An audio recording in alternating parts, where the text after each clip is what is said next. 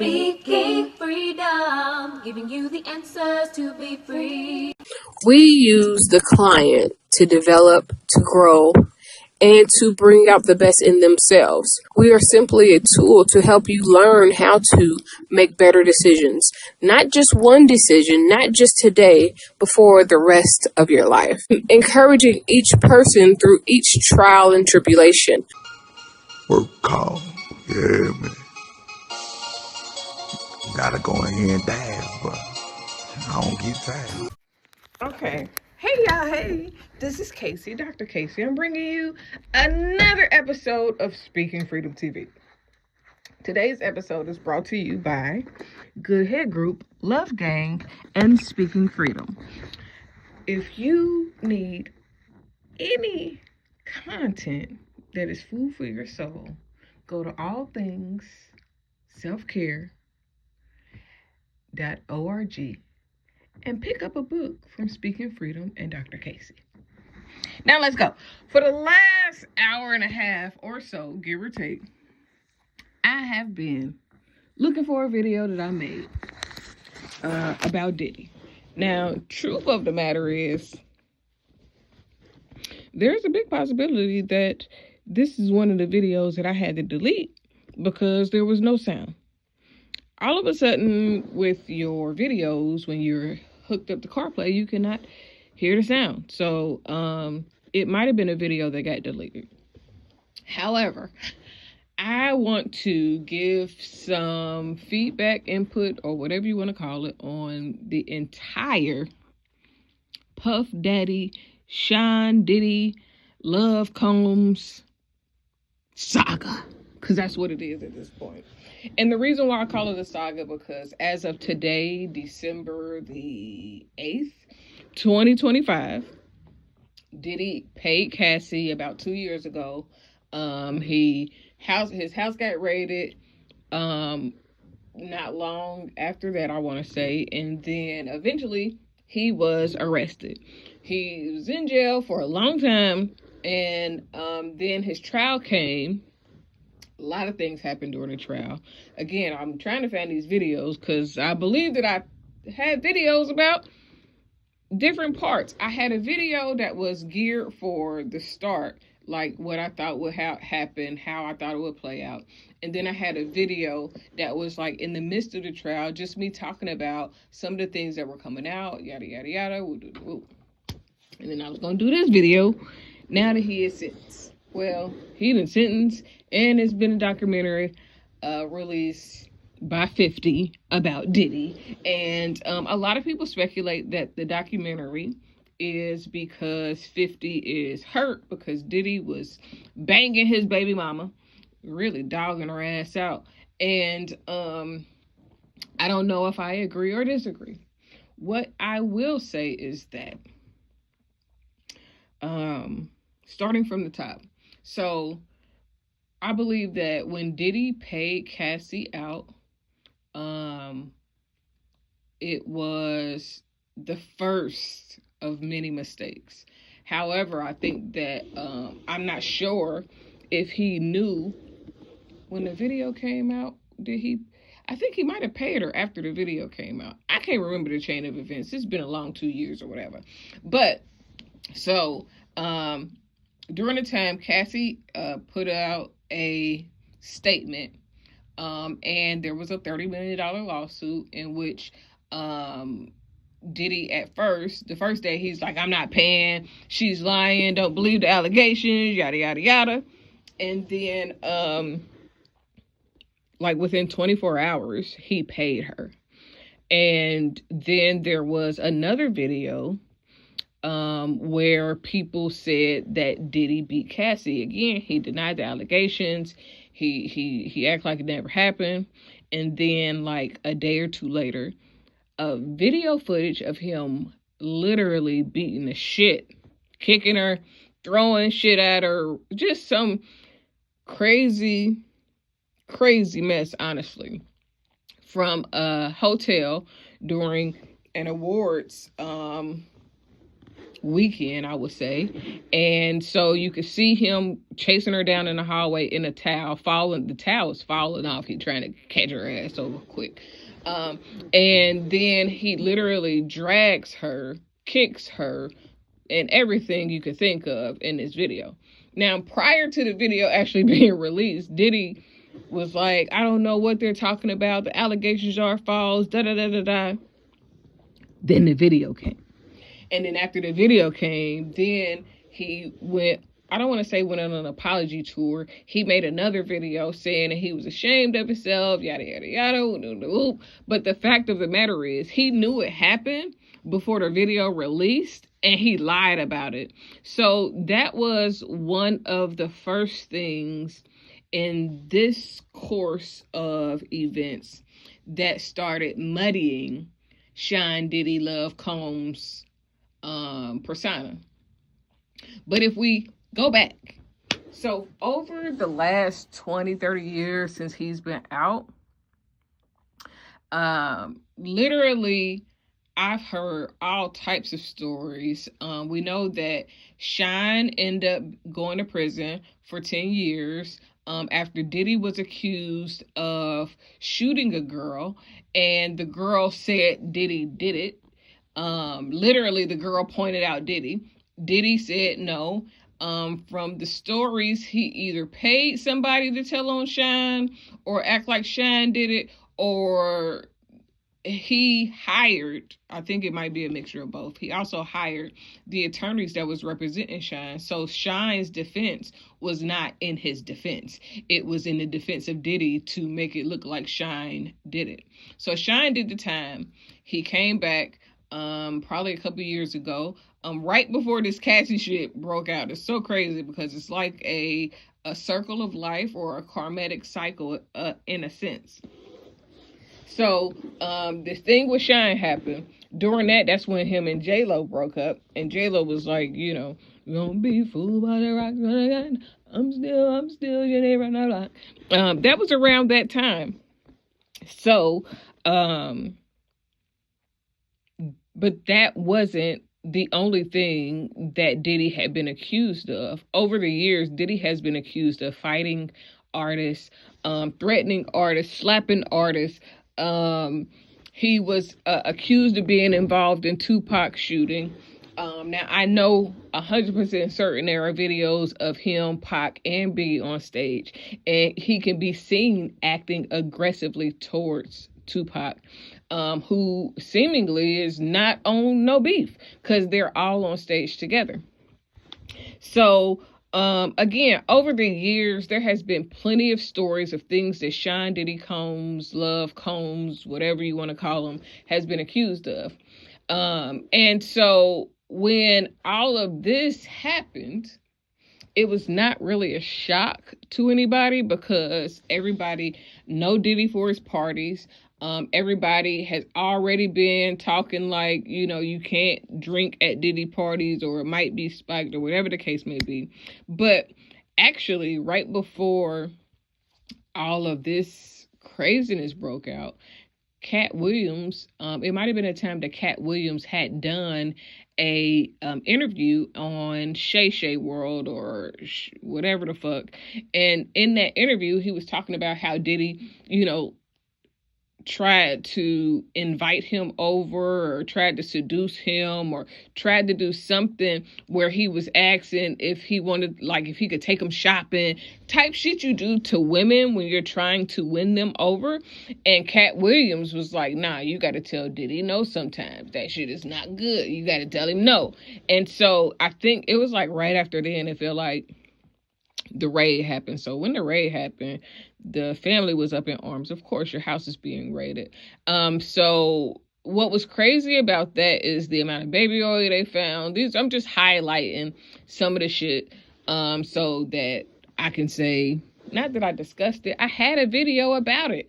And I was not sure of how the outcome was going to be because Diddy is a mogul. People are going to know who Diddy is. There is no way, like in a normal trial, that the jurors don't know who he is and aren't probably a fan of him because prior to now, he looked like a squeaky clean person. So we thought. But what had happened and what had come out to my knowledge that I didn't or wasn't aware of because I was too young when it all happened. So when Diddy first started, one of his first things that he did was throw a party. And in this party, a lot of people got killed. A lot of people were trampled on. And it was like, something crazy. And I think that was actually the start of his ordeal and his claim to fame or whatever. So it has been stuff surrounding Diddy that has not necessarily been good for a long time.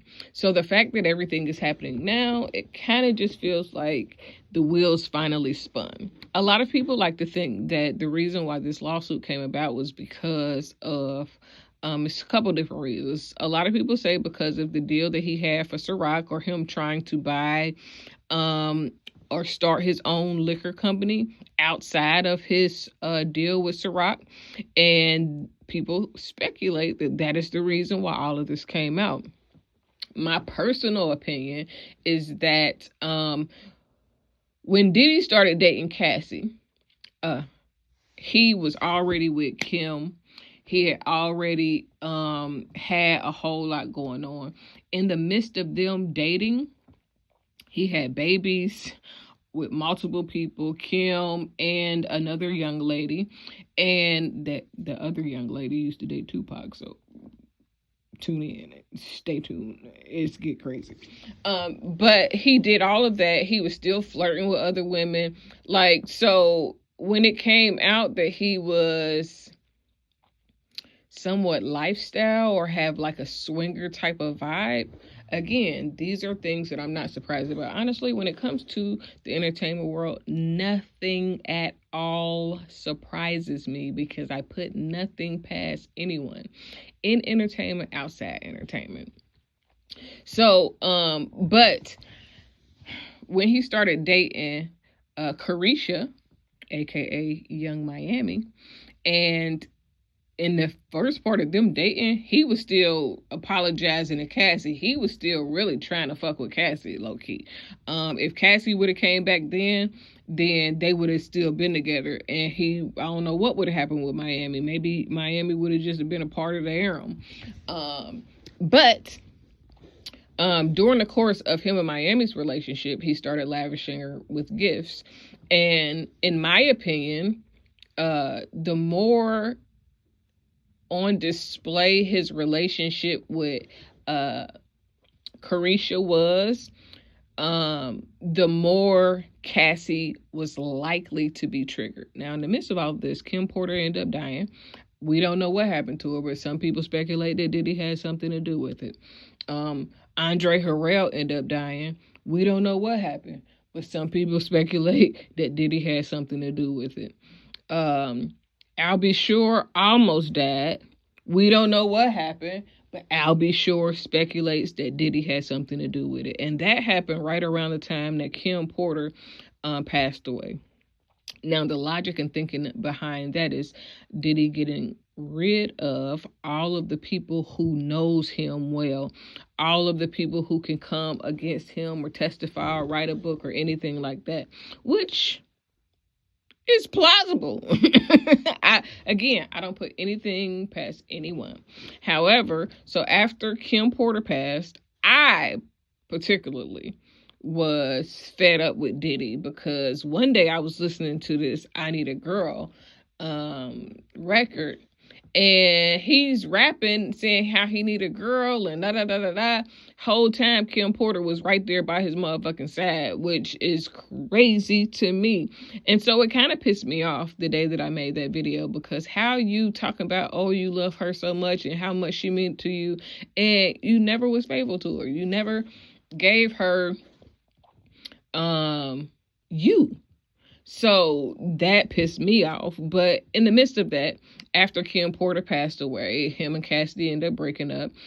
She actually ended up being with her personal trainer, who probably helped her leave and encouraged her that she deserved better. If this is her personal trainer, he probably seen her bruised or battered or beat up or whatever.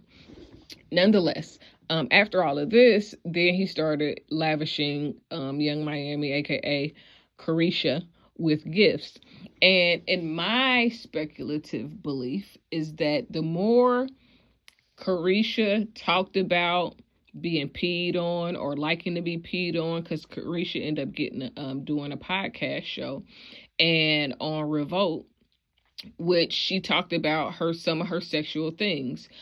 She even had Diddy on there, and they was talking about things. I actually am going to go and listen to it after this because I really want to hear what he said. I never really listened to it, so I don't really know. I just know the highlights, and some of the highlights was that she called him her man, and he said that they were friends. It was a lot of things that would be to a psychologist or psychiatrist or anybody that studies mental health and or psychology that would have been considered manipulation.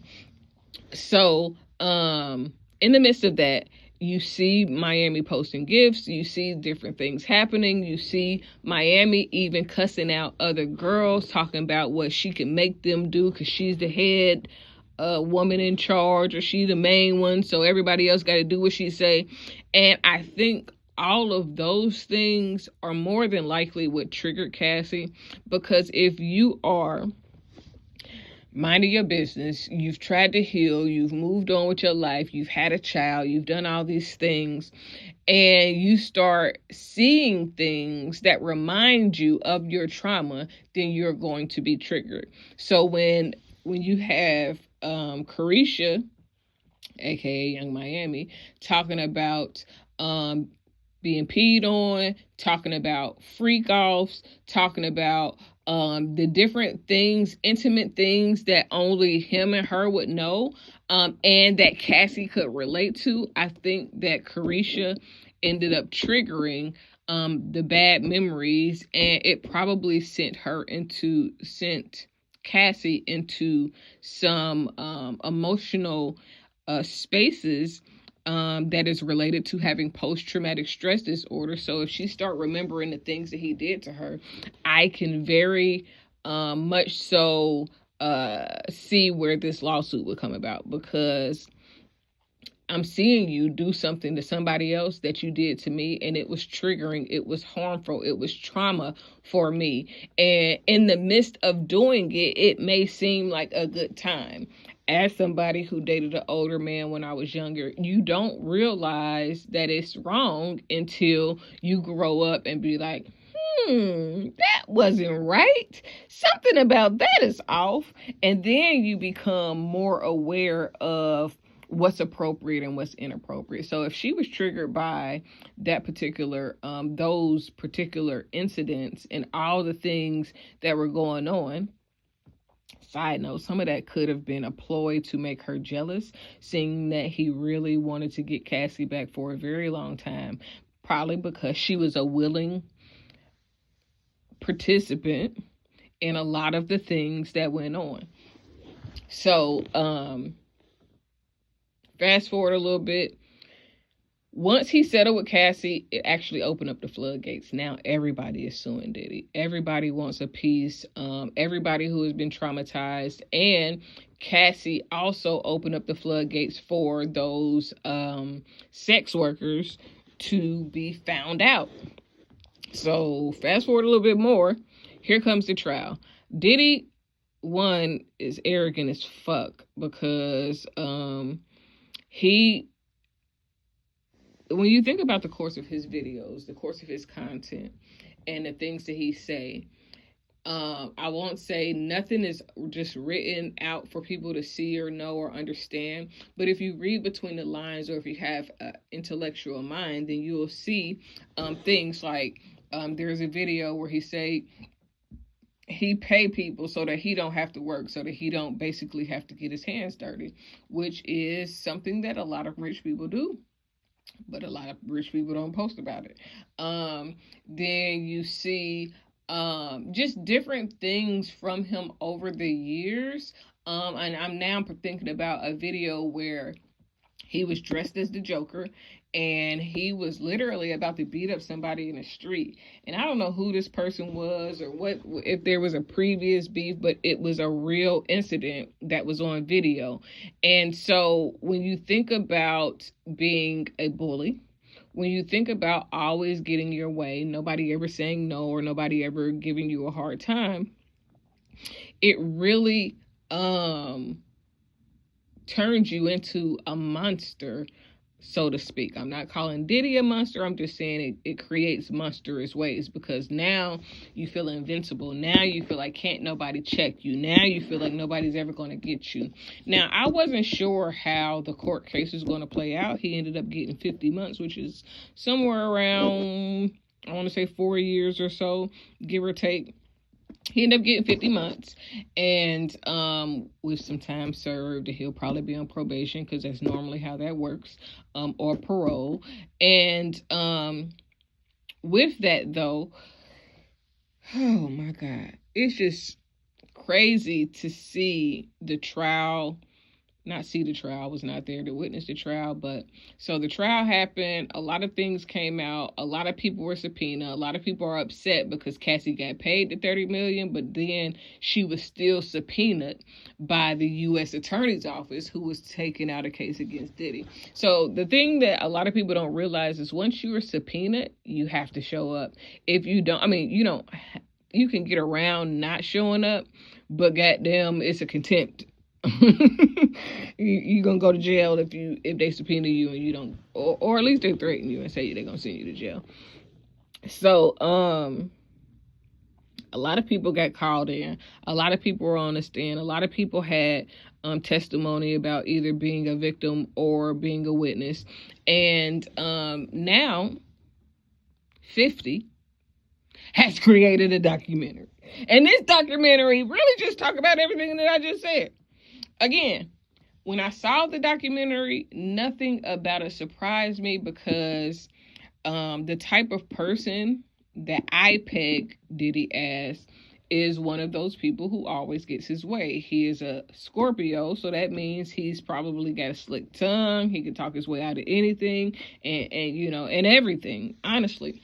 So when I seen this documentary, I was not surprised by nothing at all. Whether it is his one son being accused of not being his and being one of his old bodyguards, or if it was that he wouldn't pay or help somebody with like $5,000 but turned right around and needed them for something else. Or when you think about the history of what we've seen of Diddy on TV, or the history of the artists that have worked for him, none of those people really left out with a significant place in life, except for like Mary J. Blige is probably the only one that was on Bad Boy to end up being something outside of Bad Boy and sustained her music career. Most of the people that were on Bad Boy, they never sustained their music career. They never bounced back. Everything was always muddy because he put them in deals, allegedly, that were for him and not them.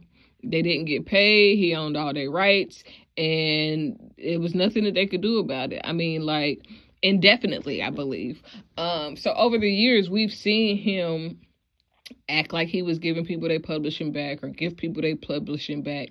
But most of the time, those were so in contingency on you not saying nothing about what you experienced. So if you remember Making It Band, any of the seasons, Diddy was some shit.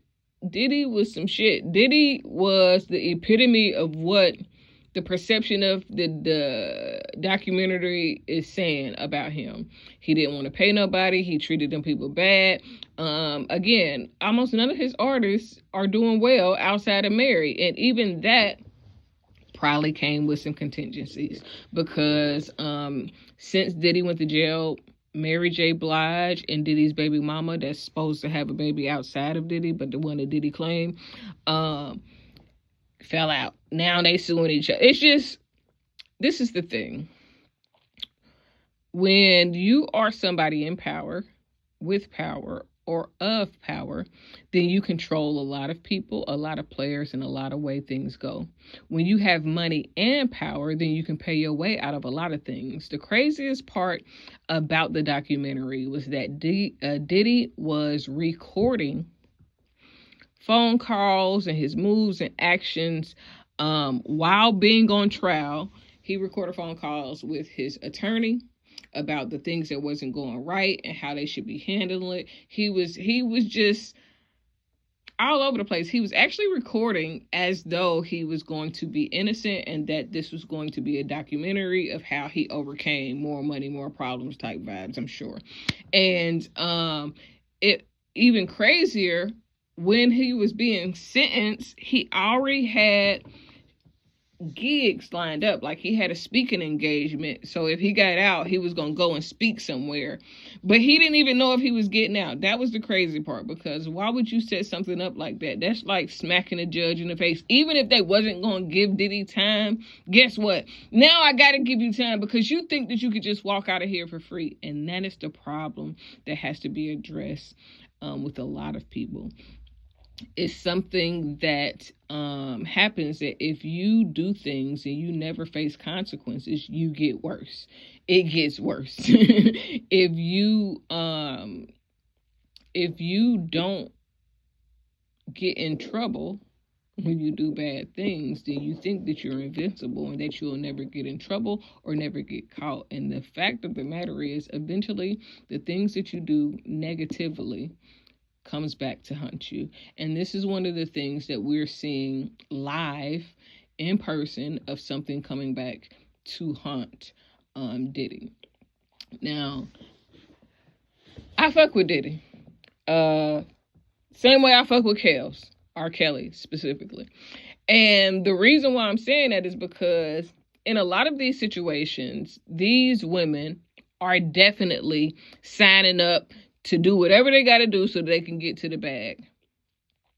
And when you sign up for whatever you got to do so that you can get to the bag, I feel like it's when you have met your match, when they want you to do some wild shit that you ain't necessarily trying to do, but you're going to do it because you want the bag. So during the course of the trial, they found him only guilty of like trafficking prostitutes or something that was super minor, not necessarily the RICO charge, but they did find him guilty of something. But honestly, the shit's just crazy, because you as an adult sign up to be with somebody. They want you to do something crazy, and if you decide you're gonna do it in exchange for whatever lifestyle they can give, it's kind of on you. Where it gets muddy is that when you take somebody that's underprivileged or hasn't been exposed to a lot of things and you turn them on to something new, then 9 times out of 10, they're going to do whatever they can to keep getting whatever you have to offer, even if it goes against their morals, even if it goes against their values, especially if drugs and alcohol are involved. Because guess what? When you are high or drunk, you might be thinking about what you're doing, but you're not really thinking about what you're doing. So the likelihood of you doing whatever because you are under the influence and then waking up like, damn, did I really? It's possible. If you are high and drunk every single day, then you are living in a state of incapacitation where you might sign up for anything. You might be willing to do anything because you're not in your right mind. However, if you ever come back to your right mind, you will likely be ashamed of the things that you did when you were drunk or incapacitated. It's no different than the person that does drugs. They do drugs, they do things, and then they're not thinking about what they're doing when they're on the drugs or when they're drinking and they're stealing or fighting family or doing whatever craziness that they're doing in connection with being a drug addict or alcoholic. However, once you sober up, you'd be like, God damn, I was doing some wild ass shit, and then you might regret some of the things that you did. And that's where the problem is, right? Because so many people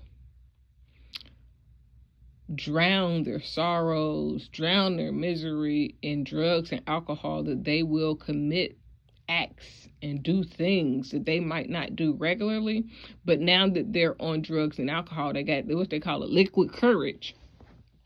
So I think that is Diddy wrong for his actions, especially when it comes to beating, drugging, and abusing? Yes.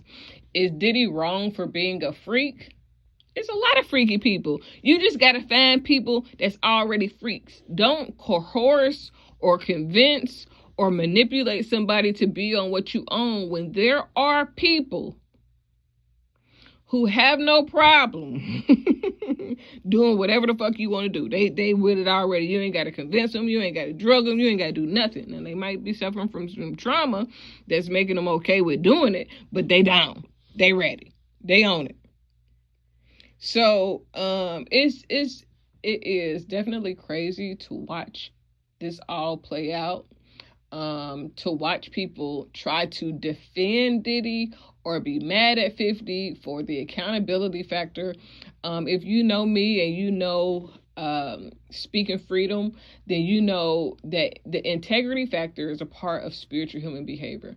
So when Diddy lacks integrity, even in lying and saying that he didn't beat the girl, when he beat the brakes off the girl that one time, that's probably not the only time. Somebody that fights somebody that easily, that's something that they do on a regular basis.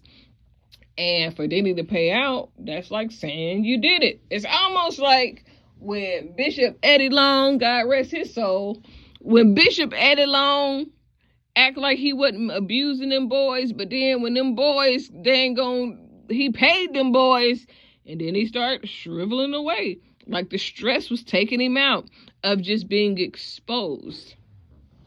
But the thing is that when you pay out, that even if you say, I'm not paying out because I'm guilty, I'm paying out to make it go away, nigga, making it go away make you look guilty. It just do. Ain't no way around it. It do. So when he paid Cassie, that was his first mistake. And I say it was a mistake because from what the story is, she tried to have that happen not publicly, like behind closed doors, and he turned her down. And then she went public, and then all of this shit, it was a trickle effect. And the thing is, when one person stands up, it gives other people the freedom and the courage to stand up.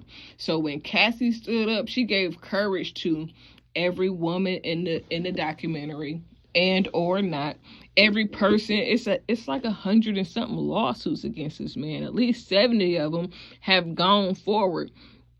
But one encounter, one admission, one settlement, it makes everybody feel like, okay, he's admitting it. Now I can go and I can get mine. And if you do the crime, you got to do the time. But I think it has been, again, crazy to watch. Where do I think that it's going now? In 3.5 years, when Diddy get out, and it's crazy because despite him being guilty, being found guilty, despite him knowing his behavior patterns, literally he has tried to get out of jail. He's trying to get every sympathy that he can. He tried to appeal, they rejected. He trying to get a pardon, ain't nobody moving. Like, it shows lack of remorse. So if anything else happens that deals with Diddy and he get caught up again, whatever leniency they were with him this time, they're not going to be lenient next time. Hopefully it's not a next time. Hopefully he stops having the bad behavior, but if not the bad behavior, he's definitely going to stop doing it however he was doing it before. So it's crazy. Overall, it's crazy. I think that Diddy's career is not necessarily lost, but I do think that he has a lot of rebuilding to do. I don't know how this documentary is going to affect him because literally he was recording his attorney creating a documentary hoping that he was not going to get convicted. If he wouldn't have got convicted, the documentary would have been a whole different documentary. And so honestly, it's just crazy. I don't know what Diddy will face when he get home.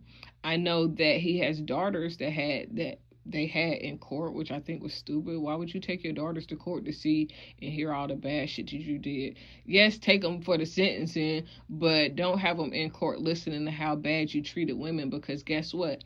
You have taught your girls what is acceptable and what's unacceptable. So and most times your children sees all of your bullshit. Even when you think you hiding it, they see it.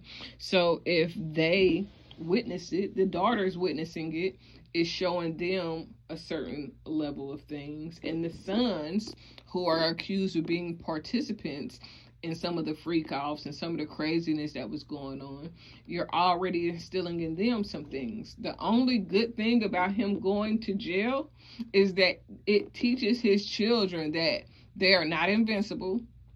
Money does not solve everything, and that they better get their shit in order before they goddamn put themselves in some fucked up shit. That is the only thing that I would say came out good when it comes to everything that has happened, because you want your children to learn from your mistakes. You want them to be better versions of you or better versions of themselves. And hopefully this case has done that for them. What happens with Diddy after this? Who knows? There are people that love Diddy, so there are people that's going to still support Diddy no matter what. Just like I support R. Kelly. I think that he's sick. I think that specifically R. Kelly is sick. I think that he needs a lot of therapy and some other things to help him be a better person. But honestly, when you send people to prison, it don't really help them. Most times it make them worse. It helps them in the sense of some people don't want to go back. It makes them worse in the sense that a lot of people in prison, they gon' the chances of violence increases in prison, but also the level of wisdom when it comes to malicious thing increases, because you got criminals talking amongst criminals. So they putting you up on game. They shooting they shot, making plays or whatever the case may be. So sometimes prison is not the reform that people need. People need therapy. People need rehab. People need things that help them to be better people, not going in there with a whole bunch of other motherfuckers is worse and then make you come out even worse, or make you smarten up so you don't do the same shit the same goddamn way. Thing is most people, if they're going to do it, eventually they get sloppy. Eventually they don't take it as serious. Eventually they slip up. And so again, seeing where Diddy goes after this is going to be a sight to see, because in 4 years Diddy will be released. He will be released. Hopefully he has some music. What I will say, and this is something that I had noticed when watching the documentary, it seems like death follows Diddy. And then not only does death follow Diddy, like the people that he around die spiritually or physically or financially. Not only does death follow Diddy, it's almost like Diddy acts as an energy vampire. He gleans and gleans onto others' creativity, into others' light, into others' abilities, and then he uses that energy for himself. It's an energy exchange. It's almost like being an energy vampire of sorts, but on a different spectrum. When you're talking about soul level talent, when you're talking about the charisma, when you're talking about taking advantage and manipulating people who are literally artists, and most artists are very innocent, they're very into their craft, and they will do anything to be successful in regards to their craft. And when you take advantage of people, it speaks volumes. So when you think about the people that have passed away along his course in his path, and you think about just a lot of the things that have happened, you can see a lot if you have the spiritual eyes to see. And it seems as though wherever he did the soul exchange for his fame, he also did an exchange for those who signed to him. So like it's like a soul contract. People always talk about selling your soul. And selling your soul isn't what you think. It's really when you compromise yourself for something else, whether it be money, food, housing, clothes, lifestyle, whatever the case may be. So when you exchange the most sacred parts of you, your gifts, talents, and skills, for a lifestyle, that exchange and that contract that you think is just a record deal can sometimes be the contract that you are giving that person that's on the other side of that record deal access to your soul. You are giving them permission to siphon off of your gift. And that is what it seems as though has happened with Diddy, that he's just siphoning the energy of people, of believers, of, whoever he comes in contact with that is vulnerable, that is eager for success, and that he feels like he can lean, glean, and cling to. This is not anything personal against Diddy, but look at the history of the people that he's been around, the course of action that he's taken, the lives that they've lived, the way people has passed away. Everything has been centered around death and destruction for the most part. I'm not saying that he is evil. I'm not saying that anything like that. Diddy could be a very good person at the core of his heart that has been through some traumatic things, and his actions could be a behavior pattern from the trauma that he's faced. Like when you think about how allegedly Clive Davis is the ringleader of the fuck shit. Or if you think about the way Andre Harrell, rest his soul, looked into Diddy's eyes. The industry underlying thing is that a lot of these men are getting butt broke, whatever you want to say.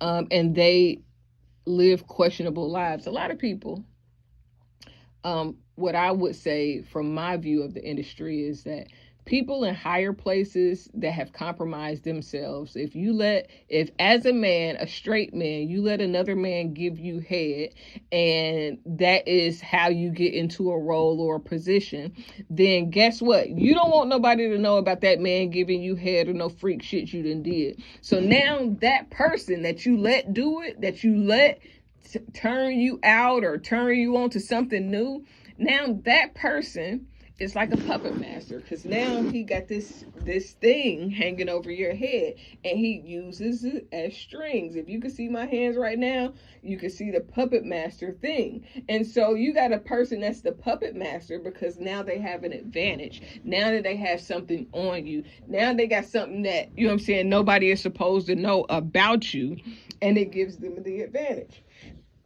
So when you sign up or sign a deal and you exchange your gift, skill, and talent for whatever lifestyle, money, fame, or fortune that you're getting, especially if you're not looking at the contract to make sure that you're getting what you're supposed to get, then you are signing up for them to manipulate you with that puppeteer hand. We're talking about the puppet with the string, I got a picture for it, I'm gonna put it on here.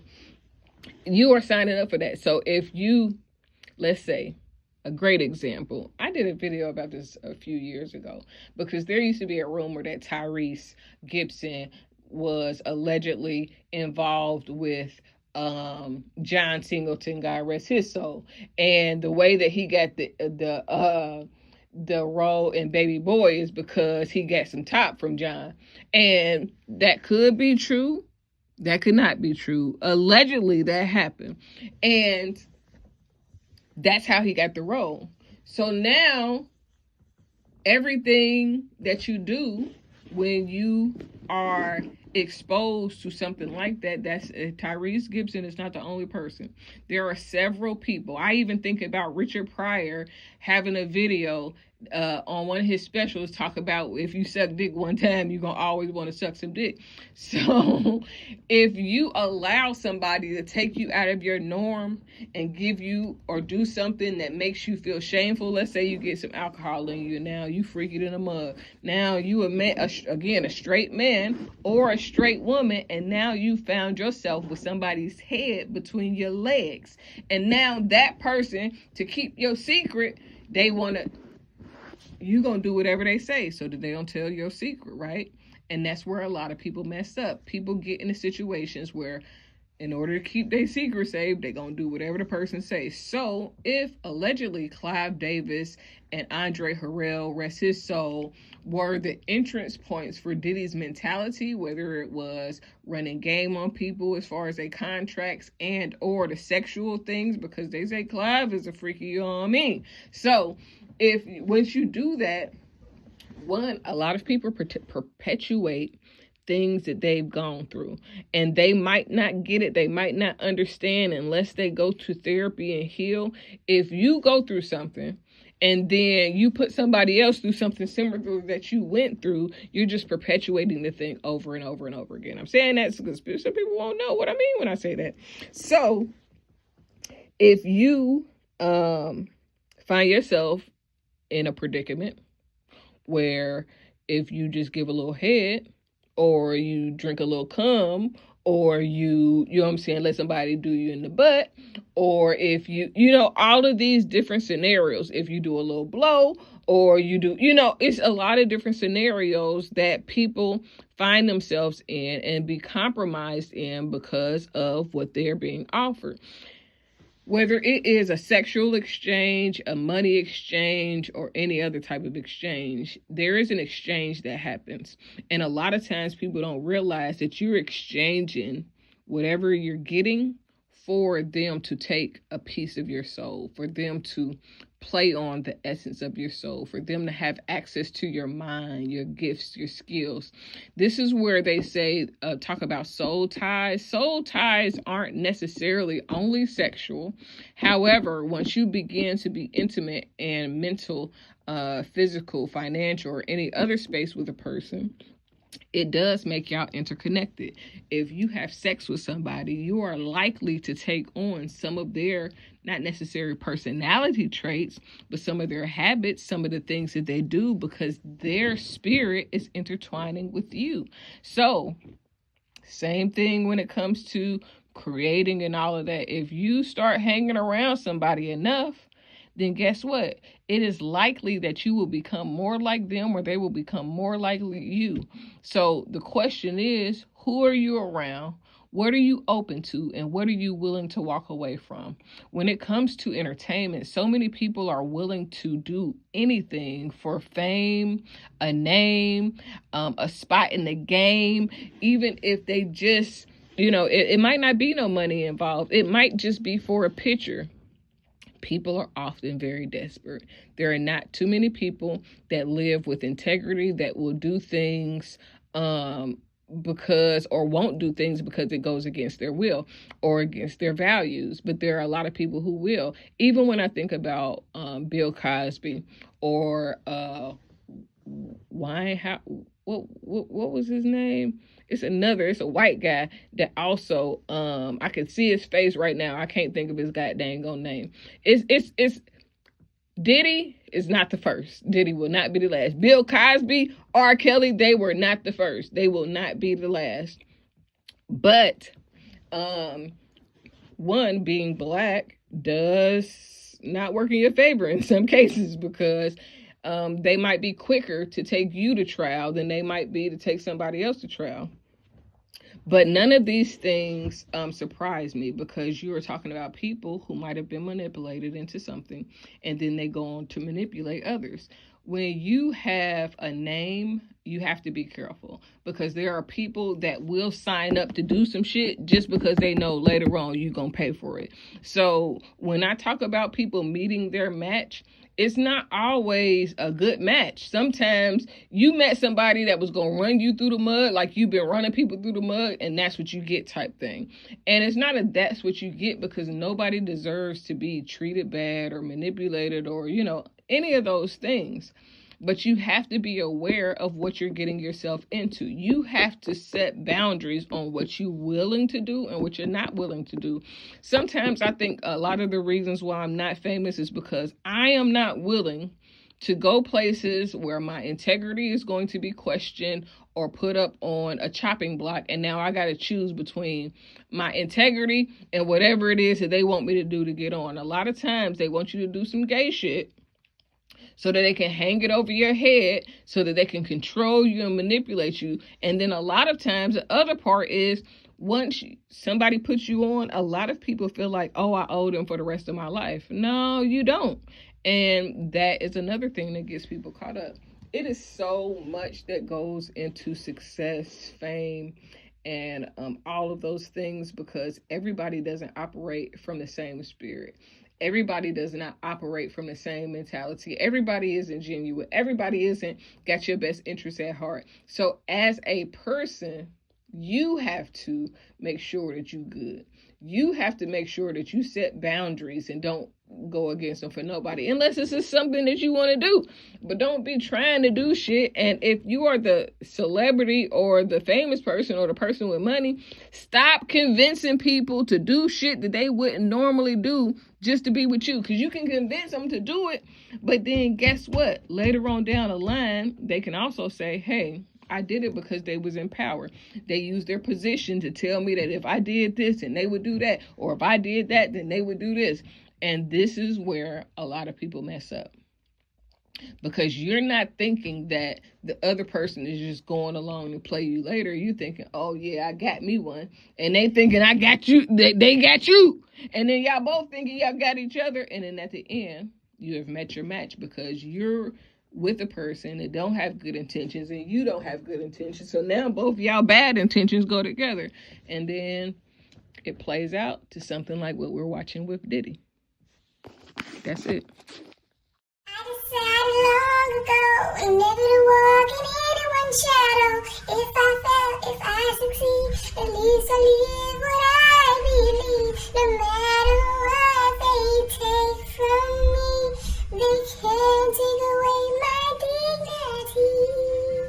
Because the greatest love of all inside of me is sexual talent. Thank you for joining Speaking Freedom as we continue to assist you with your daily growth and intuitive wisdom. Loving is a lifestyle and we love to love. Inspiration is how we fuel faith. Please join us daily for your inspiration and motivation. We have the entire world to offer you at your fingertips. Your life enhancement coaching specialist. Thank you for choosing us to assist you in accomplishing your personal and professional goals. And have a beautiful day. In love, we trust. This is brought to you by Good Head Group, Love Gang, and Speaking Freedom. We thank God for you, and we love you.